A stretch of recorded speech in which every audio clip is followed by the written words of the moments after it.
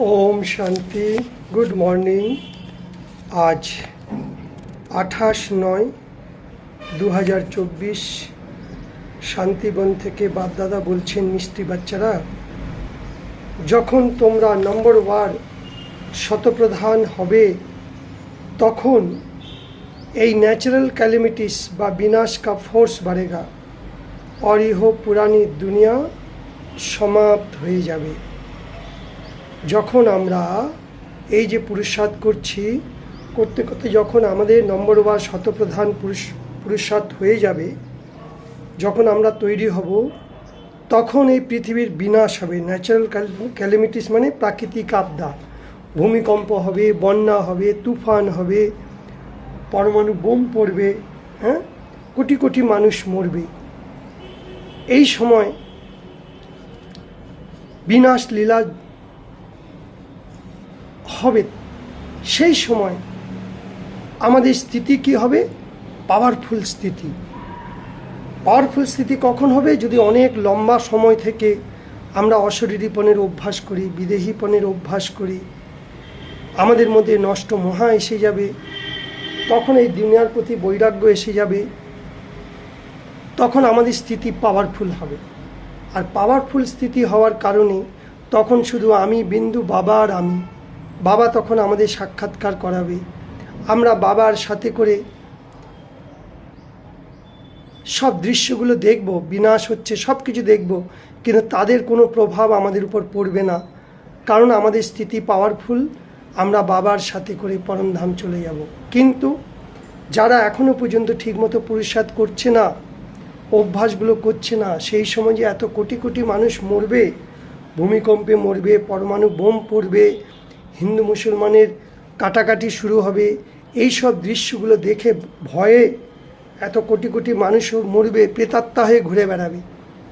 তো সেই সময় মানুষ ভয়ভীত হয়ে মরবে। সেই জন্য বাবা আমাদের আগে থেকে তৈরি করাচ্ছে কি না, তোমরা দিন রাত পুরুষার্থ করো, আমাকে মনে মনে স্মরণ করো, তবেই বিকর্মগুলো বিনাশ হবে। তাহলে একদিকে বিকর্ম, একদিকে বিনাশ লীলা শুরু হবে, আরেক দিকে সাক্ষাৎকার হবে। বাবা আমাদের সাক্ষাৎকার করাবে, আমরা সাক্ষাৎ করতে করতে একদম বাবার সাথে করে চলে যাব परम धाम। फिर बाबा प्रश्न जिज्ञेस करते, अच्छा बच्चे, कौन सा पुरुषार्थ करने वालों को बाप का पूरा वर्षा प्राप्त होता है? एमन कौन पुरुषार्थ करब आमरा जे बाबार थेके पुरोपुरी उत्तराधिकार प्राप्त करते पारबो? उत्तरे बाबा बोलछे, यदि बाबार थेके पुरोपुरी वर्षा माने उत्तराधिकार निते चाओ, ताहले बाबाके निजेर वारिस बानाओ। अर्थात वारिस कथार अर्थ हलो निजे सन्तान बानिये नाओ। जो कुछ आमादेर काछे आछे सब बाबार, सब किछु बाबार पर बलिहार जाओ। वारिस अर्थात जेमन कोनो मा बाबा तार जत सम्पत्ति आछे मृत्युर आगे काके दिए जाए? सन्तानदेर।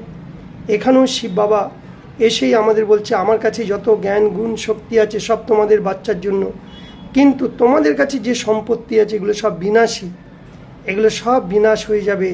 तार आगे तोमरा एगुलो आमार काछे समर्पण करे दाओ, सब बलिहार जाओ। तोमार जिनिस तोमारই থাকবে, তুমি শুধু নিমিত্ত হয়ে সামলাও। আমি আমি আমার আমার বলো না।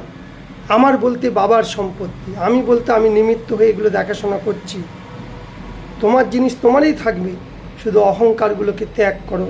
তো এইভাবে আমরা বাবার উপর যে বলিহার যায়, बाप को अपना बच्चा बनाले, वारिस माने निजेर सन्तान, ताहले पुरोपुरी स्वर्गराज्येर उत्तराधिकार तोमरा पेये जाबे। आर कि करते हबे? सम्पूर्ण पवित्र होते हबे, तबेई बाबार थेके पुरो उत्तराधिकारगुलो पाबो। सम्पूर्ण पवित्र यदि ना हई, यदि किछुटा बाकी थाके, ताहले आबार धर्मराजेर साजा खाबो।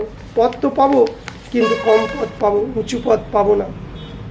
ताई बाबा बोलछे, एकान्ते बसे निजेर आत्माके परमात्मार साथे कानेक्शन जोड़ो, एकान्ते बसे जोग भर्ती करो पवित्र हওয়ার জন্য। एक बाबा द्वितीय केउ नय, कोनो मित्र सम्बन्धी जेन स्मरणे ना आसे।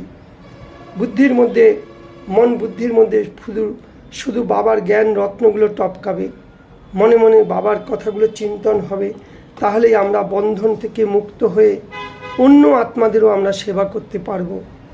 তাই বাবার থেকে সাচ্চা সৌদা এখনই করো। এটা বিজনেস। যত যত আমরা বাবাকে স্মরণ করব, আমাদের বিনাশী জিনিসগুলো বাবাকে দিয়ে আর বাবার অবিনাশী সম্পত্তিগুলো আমরা মনে মনে চিন্তন করব, এটাই হলো ব্যবসা। এই ব্যবসা যে যত করবে সে ততই কামাই করে ভবিষ্যতে উঁচু পদের অধিকারী হবে। যেমন ব্রহ্মা বাবা সব কিছু গুপ্ত রীতিতে শিব বাবাকে দান করেছে, আমরাও সেরকম ব্রহ্মা বাবার সমান গুপ্ত দান করব। ফের বরদান, मायार के विकराल रूप के खेल को साक्षी हुए देखो, सही हलो मायाजीत। माया के वेलकाम करने वाले उसके विकराल रूप को देखे कखनो घाबराबे ना, साक्षी हुए खेल देखो, ताहले अनेक आनंद पाबे। कारण मायार काछे एखन कोनो शक्ति नेই। माया बाइरेर रूप देखाচ্ছে, बाघेर रूप, सिंहेर रूप देखाচ্ছে। जेमन एक कागजेर मধ্যে যদি सिंह एঁকে दाओ ताके देखे केउ भय पाबे?